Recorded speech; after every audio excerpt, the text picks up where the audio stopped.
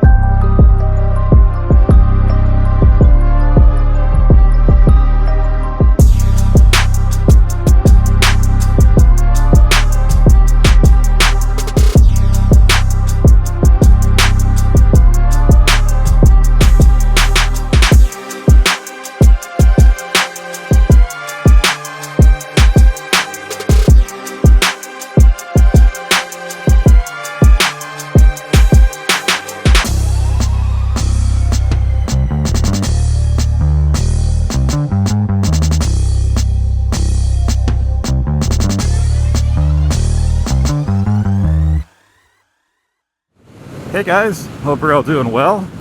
Today I'm out on the LiveWire Del Mar and I'm heading back to Scottsdale Harley-Davidson because I left some stuff on my other bike that I need to pick up. Since I wasn't really sure if I was going to do the trade-in on the bike that day, I still had my RAM mount attached to the handlebars so that I could put a GoPro or a DJI camera on the handlebars facing back at me. Hadn't used it in a little while, but I still want to pick that up in case I use it in the future rather than having to buy a new one. So I thought while I was on this ride I would give kind of my first thoughts and impressions on this as a LiveWire Del Mar owner.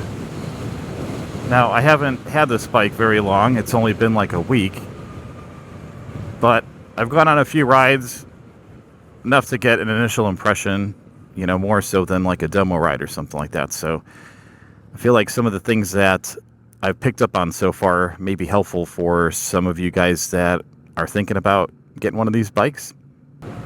Now, some of you may have seen my LiveWire demo ride video, which I will link up in the corner in case you want to check that out. Those were kind of my first impressions, second impressions maybe, because it was actually the second time I had done a demo ride on the LiveWires. But that was a longer, kind of more structured demo event, so I had a lot more time on there as opposed to the first ride, which was like 5 miles, I think. I think my whole entire video was less than 10 minutes, and it wasn't a real good representation of a demo ride. So this last demo ride that was set up through LiveWire and Scottsdale Harley-Davidson, they actually had a 10-mile demo course that went through, you know, regular city streets, residential areas, a little bit of highway, and it wasn't all like perfect roads, so you get a good sense of, you know, how the bike handled, the suspension, the wind, you know, profile on it with the like lack of fairings and windshield and that kind of stuff. So you get to see, you know, how it is in a windy environment, like on the highway. So I feel like that was a more accurate demo ride, and it was one of the reasons I decided to ultimately pick one of these up. I've always wanted one ever since it was announced. I knew that was the style I was looking for, but I just had to make sure that it was the right bike for me. And after those couple demo rides, it just solidified my decision. So what have I thought about this bike since I picked it up? So I've got about 150 miles on this right now, and I am really happy with my purchase. I have to say that, obviously my last bike was a 2023 Suzuki GSX 8S. That bike is so much fun. I would highly recommend it if somebody was into that style of bike and that style of riding. But at this time of my life, this is more of what I was looking for. I do a lot of local riding and commuting. I don't do any kind of distance riding. Don't plan on it in the near future. So for me, just this type of bike, being electric, helps out a lot. I don't really need something with a super high amount of range. So I really haven't run into any limitations with the bike so far. I mean, lately I've been charging this thing maybe once every 3 or 4 commutes. So it hasn't been that bad at all. All right, we're coming up to a stop here, so let's quickly talk about ergonomics. Now, I am 6 feet tall with a 32-inch inseam, and I can easily flat foot the bike. I have a slight bend in the knee. The seat is it's pretty thin towards the front here, so it gives you the ability to put your feet down fairly easily. The edges of the seat, however, are still not super comfortable. So when I attended the LiveWire demo event and was able to ride the Del Mar and the Mulholland side by side, I stated that the seat on the Mulholland was more comfortable, and I stand by that statement. Now, the seat on here is okay for really short rides, like for commuting stuff, it's fine. But days like today, when I'm going to be spending like over an hour on this bike, it gets a little bit painful. You don't have much room to scoot around the seat because the back of it raises up a bit, to kind of hold you in. I like that aspect about the seat, but the actual padding and the comfort has a ways to go. Now, I haven't had a chance to try out the aftermarket seat or the upgraded seat that you can order from LiveWire for this bike, and I am kind of interested in trying that out. So that may be something I'll be picking up in the future. But honestly, for like future upgrades, that's the only thing that I'm planning on even looking at is the seat. Another thing I'd like to talk about that I commented on during the demo ride was the rear brake situation. Now, this has Brembo brakes front and back. The fronts are excellent in my opinion. The back brakes during my demo ride, I said that I did not like them. I was basically standing on the rear brake and I would not rely on it to stop me. But I am happy to say that after 150 miles on this bike, the rear brake pad seems to be bedding in and it's actually usable now. So if anybody's on the fence about that, and again, I wanted to clarify because, I did mention that situation could change. It could get better, and it has. At least on my particular bike, it has gotten better. So at this time, I do not plan on replacing the rear brake pads or anything like that.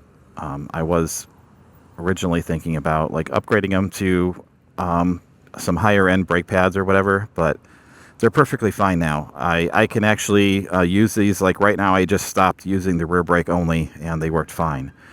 So I'm happy to clarify that, and I'm really happy that they work better now, because that was a slight concern of mine. I do use the rear brake quite a bit. So the mirrors, during my demo ride, I actually took these mirrors and I flipped them outward so that I could give my hands a little bit more room. I've been purposely riding with them inward in their kind of stock position this last week, and I have to say that I have gotten used to it and I prefer them here. I feel like I can do some easier lane filtering during traffic, and I'm not worried as much about my mirrors like scraping someone else's car or something like that. So I give myself a few extra inches of clearance on each side by folding them inward, and I really haven't hit my hand on it too much while I've been riding. It hasn't been enough to distract me from anything or cause any kind of problems. So I'm leaving them like this for now, and I'll report back later if I change my mind. But all in all, I've been really happy with the ergonomics on this bike. It's super comfortable.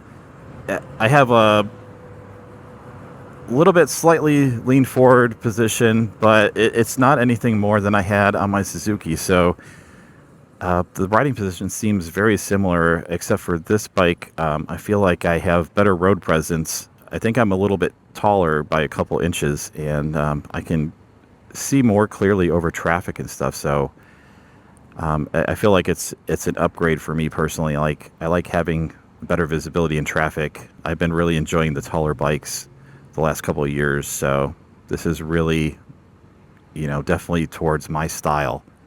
Now, the electronics on this bike, I did hook up my Cardo headset to the Bluetooth on here, which was super easy.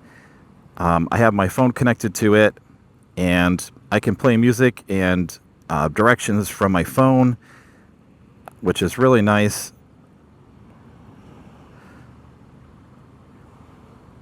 So it'll display like your GPS, navigation type of thing on the little screen here. So if you want to do that kind of thing, instead of mounting your phone to the bars, you can just display it right on the screen there. Honestly, I've been just using my phone and paired with my Cardo headset, and I've just been getting the turn-by-turn navigation through the headset, just the audio version. But it's nice to know that you could do that if you need to. But being able to go into the music and scroll through and play tracks and stuff like that with the right-sided controls here has been very helpful. I've used that a number of times, so I really like that integration. I think it comes in handy.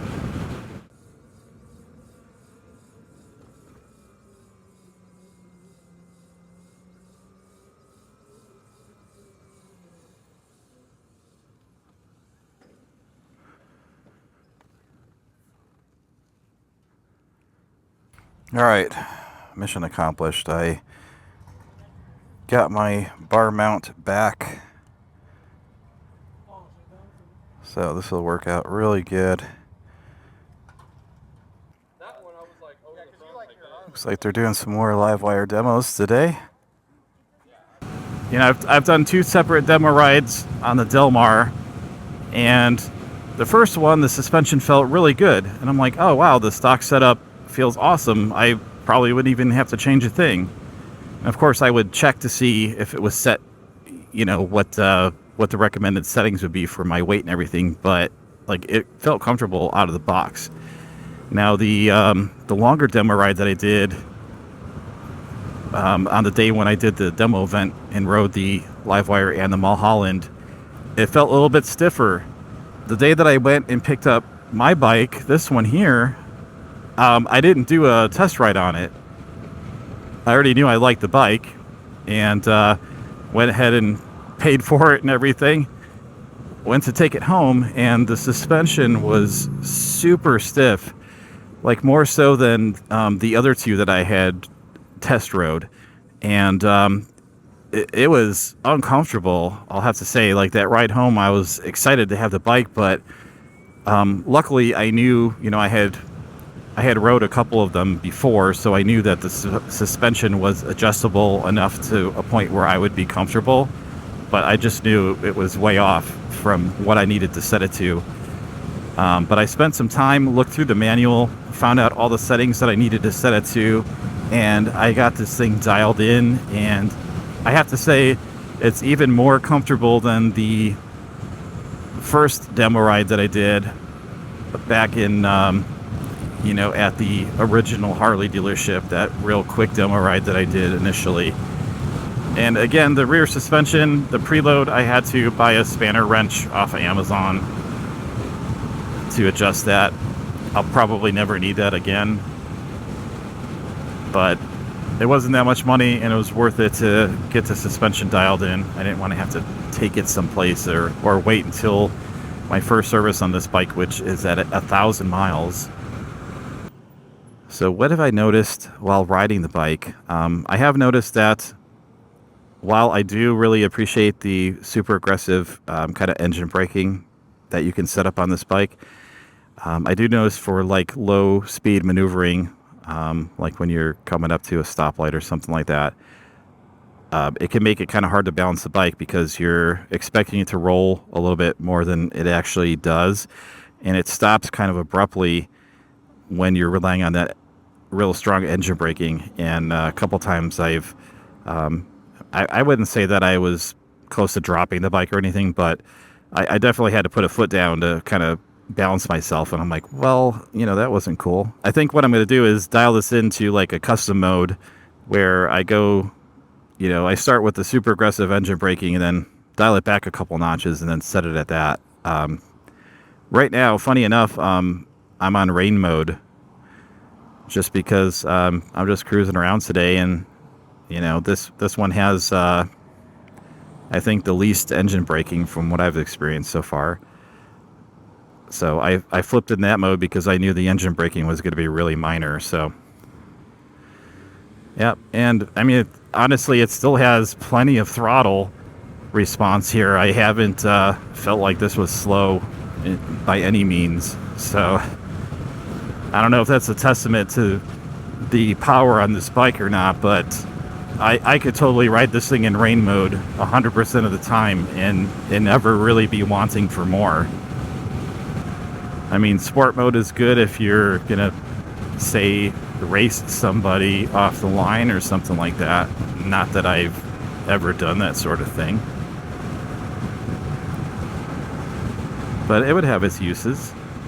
So on previous rides of the Del Mar, I mentioned that there were certain aspects of the switchgear that I wasn't really a fan of. Now, the switchgear housings and the buttons and everything feel pretty premium. Like, I really don't have any complaints about them in particular, but I did mention that the turn signal was kind of a little squishy.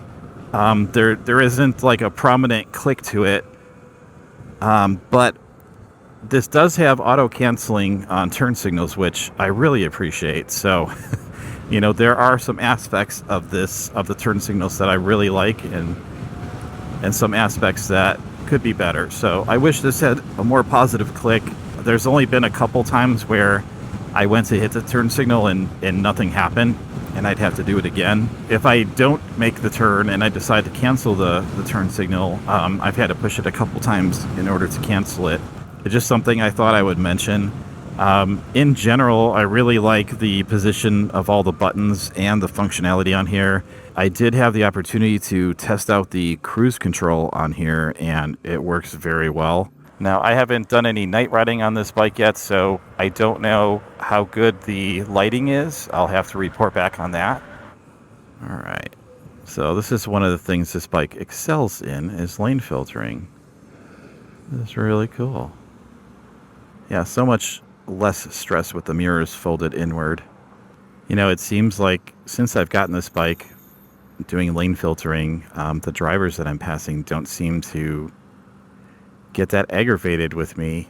Maybe because the bike is just completely silent and it doesn't startle them or something. I don't know. They just kind of look over in indifference. Don't mind if I do.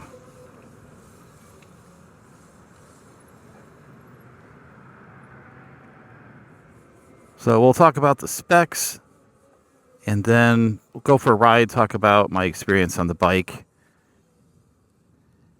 pros and cons, and what my overall satisfaction level is after this purchase.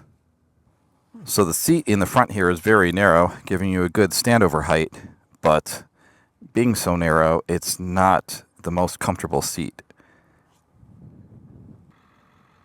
So here's a little video clip of Me on the bike, just so you can get an idea of the riding position.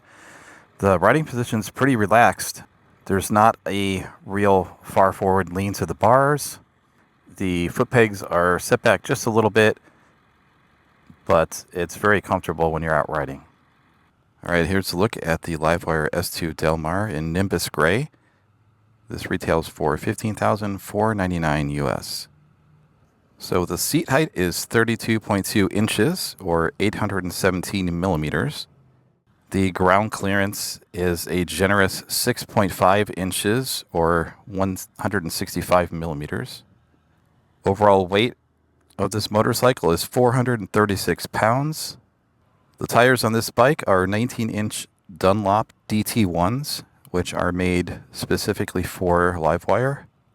This is a high voltage battery at 10.5 kilowatt hour, which is middle of the road for capacity. For example, Zero's FXE model has a 6.3 kilowatt hour, and the LiveWire 1, which is LiveWire's flagship model, has a 15.4 kilowatt hour battery. The range on the bike is going to vary greatly based on your riding conditions, but the average mixed riding that I've been getting is probably about 60 to 65 miles per charge. Now, LiveWire does base their range figures on a 55 mile an hour top speed, so take it for what it's worth. I tend to go faster than that, so I don't get as much range as expected. For performance, 0 to 60 in 3 seconds. Top speed, 103 miles per hour. The rated max power is 84 horsepower. Max torque is 194 foot-pounds. And you can definitely feel it.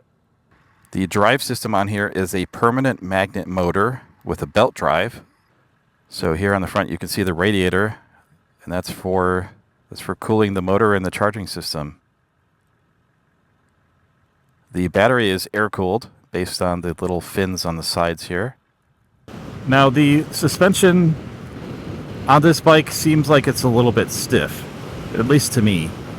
Now, supposedly there's 4.7 inches of travel, but I've had bikes that had more travel than that felt more comfortable than this. And I set this according to LiveWire's specifications in their manual. So I don't know if I just need to set it a little bit softer for my own personal preference, or if that's just the characteristic of the shocks on this bike. Being taller up like this, with the tire profile that's on this bike, these 19-inch tires, I don't know if I can demonstrate it on this corner coming up here, but it doesn't turn in as easily as pretty much any other bike that I've had before. You have to, at least I've been going much slower on the corners. It doesn't drop into the turns as smoothly as you'd expect it. It kind of, you have to kind of muscle into the turns a little bit. Even flicking it back and forth in the lane, it's very labored. Yeah, I think it's the tire profile. It's just really hard to turn in. Having never owned a flat track style bike before, I don't know if that's normal or not. And it's not anything of concern, but it's just a little bit different. Yeah, so before you go and take a bike like this out, make sure that you kind of get used to it first before you go and push it to its limits.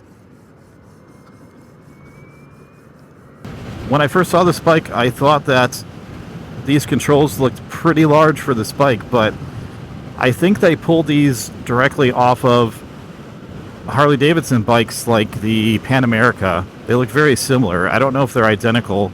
I didn't do a direct comparison, but they look very similar, which isn't a bad thing. So the controls might look a little bit confusing, but they're actually not too bad once you get used to it. The controls are pretty busy. You know, you have your menu navigation control cluster over here and your audio navigation control cluster over there, and that's most of the buttons basically. I mean, you've got your mode button on the right hand side and your on off button and your start button. Strangely enough though, you cannot press the start button down to shut the bike off and still leave power on. I've tried it a bunch of times and it doesn't seem to work, so you have to flip the entire switch off and then switch it back on if you just want to go into like accessory mode, or go and do something in the dash without having the bike actually in propulsion mode. If I turn cruise control on with that middle button there, you'll see an orange light on the dashboard, and then the set and resume button is here. So just pull it down, set it at my current speed, 47, and it's good to go.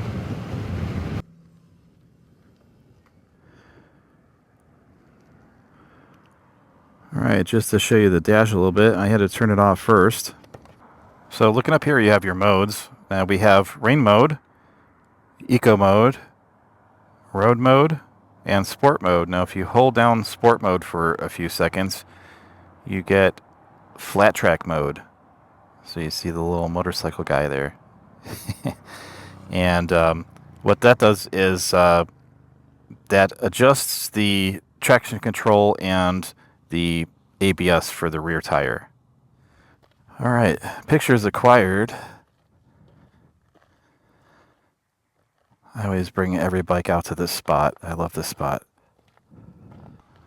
Now, one good side of the tires that they chose for the Del Mar is that going over dirt and gravel like this feels a lot less sketchy than it did on my Suzuki when I took it over here.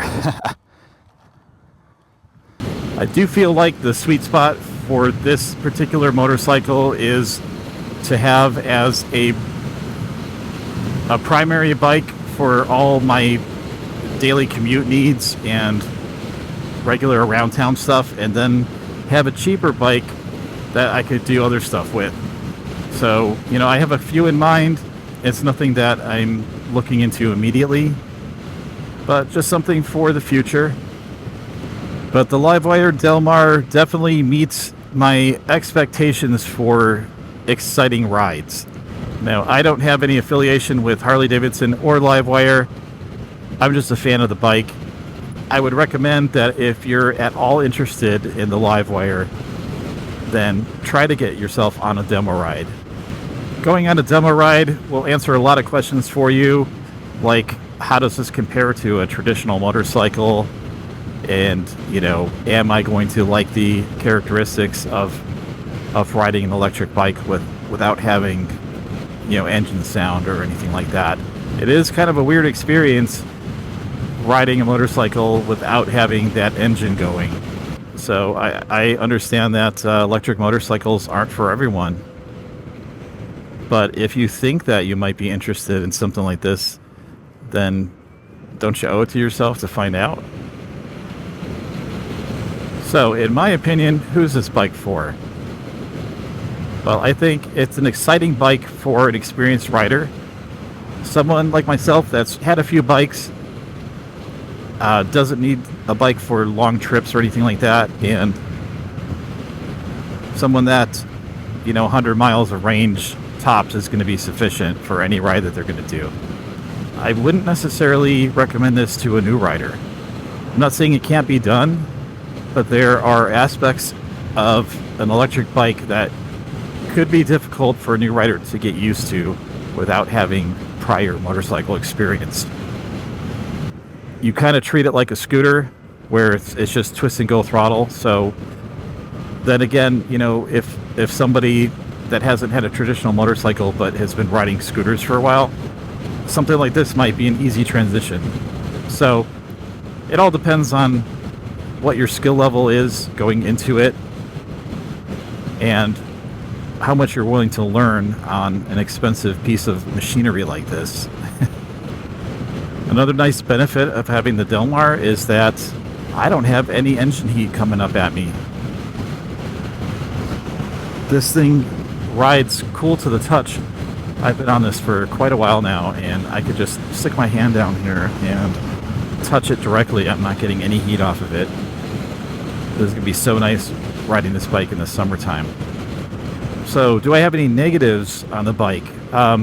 The only negative that I've noticed so far is that I've been having trouble with the LiveWire Connect app that integrates it with the dashboard. The first day I got this bike, I was able to hook up the LiveWire app just fine. It worked perfectly the first time. I was able to connect it and do all the functions. And a few days later, when I went to open the app and check my charging status, or I forget what I was doing on the bike. I think I was charging it in the garage, and I went to put the app on to see how much charge time I had left on the bike, and it wasn't responding. Said it last connected like, multiple days ago. And when I brought it out to the bike, I couldn't get it to connect anymore. So I tried removing the bike from the app and then re-adding it, and I haven't been able to get it to connect since. I've tried it probably 20 times. I even tried removing my profile from the app and redoing everything. I uninstalled the app completely from my phone, reinstalled it, and nothing seems to work right now. Now, the Bluetooth functions on here work perfectly. I have never had any disconnects, and I've never had any failures to connect. Chances are that I would rarely use that anyway, but it's an expensive bike to have something not work on it. So I will be following up on that, and if anybody's interested, I'll let you know what happens with that one. That has been my experience on the LiveWire Del Mar after 250-ish miles. I'll do a longer term review after I've had this bike for a while. But if you liked the video and found it useful, please click that like button, and I will catch you guys on the next video.